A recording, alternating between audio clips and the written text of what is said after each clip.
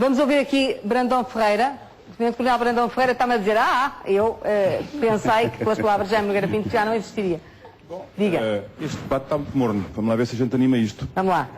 Não anima, mas ouvir opiniões de todos os ângulos diferentes. E vamos ver se também falamos claro, que é para as coisas não ficarem dúbias e turvas. Bom, é preciso começar por dizer que nós andamos nestas coisas do ultramar durante 600 anos. E que esta última campanha que se fez de soberania e de apoio às populações e às entidades legais lá, porque ninguém nos declarou guerra, foi apenas o último elo de uma longa cadeia que começou com a ida às Canárias em 1340. Isto, é preciso ter esta perspectiva, que é para não julgarmos isto mal. Portanto, isto é para dizer que isto não foi um acidente de percurso e que esta questão do ultramar é uma questão nacional, não é uma questão de regime, nunca foi. Nunca foi uma questão de regime, nem dos liberais, nem dos absolutistas, nem dos ateus, nem dos maçons. Isto foi sempre uma questão nacional. E só deixou de ser uma questão nacional muito perto do fim da descolonização.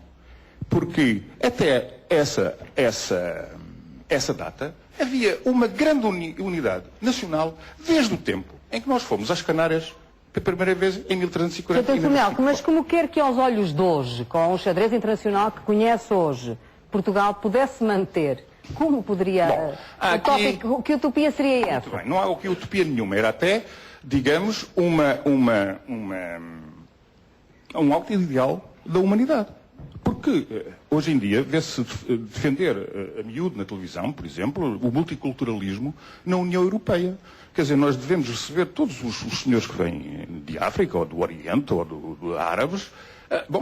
Mas o contrário já não é verdadeiro. Quer dizer, esse multiculturalismo já não é defendido em África, nem na Birmânia, nem no outro lado qualquer. É só na Europa, são os europeus é que têm esse dever, mais ninguém.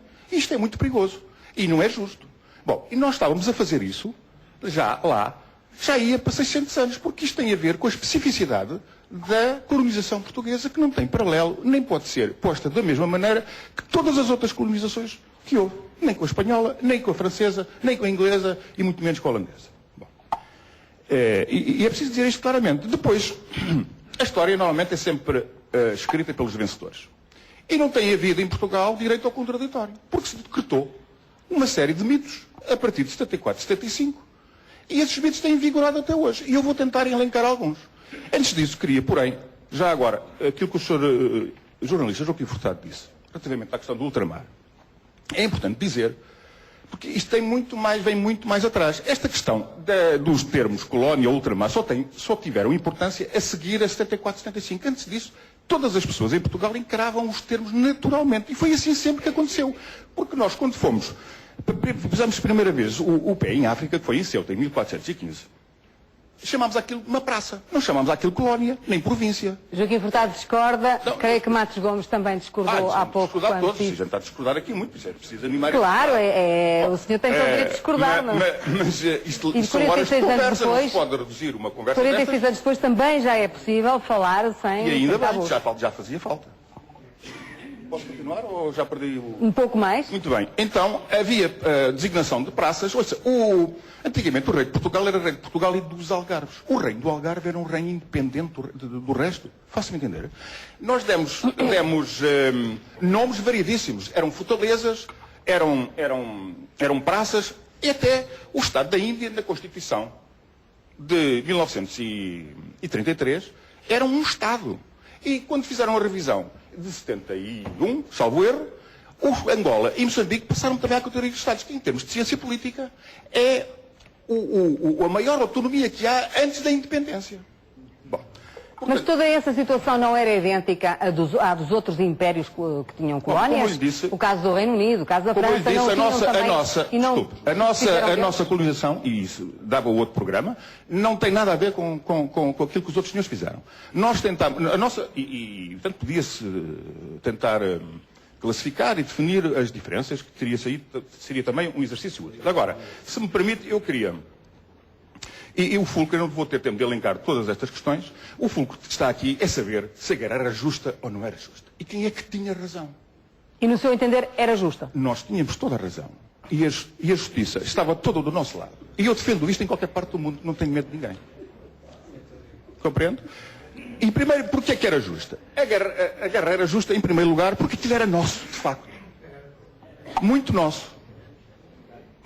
Era muito nosso. E não há razão nenhuma para aquilo não ser nosso. E ainda hoje não há razão nenhuma para, em termos de comparação, aquilo pode ser tão nosso, porquê é que a Rússia pode ter os territórios todos que colonizou até ao Pacífico e nós não podemos ter Angola? Foi porque nós fomos de barco e eles foram a cavalo? Porquê é que os Estados Unidos podem ter o Alasca que compraram?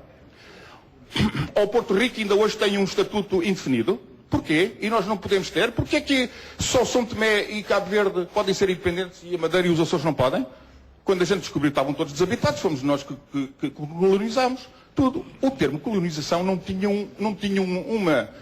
uma conotação depreciativa. Só passou a ter uma conotação depreciativa a seguir à Segunda Guerra Mundial, porque se enviesou o termo para o tornar com má conotação, chamando-lhe colonialismo e não colonização. Aliás, quer dizer que, mesmo em Portugal, até 1966, havia um organismo do Estado que chamava-se Junta de Colonização Interna. Portanto, esses termos não nos assustavam porque eram naturais em nós. Bom, e, portanto, inventaram-se uma série de mitos.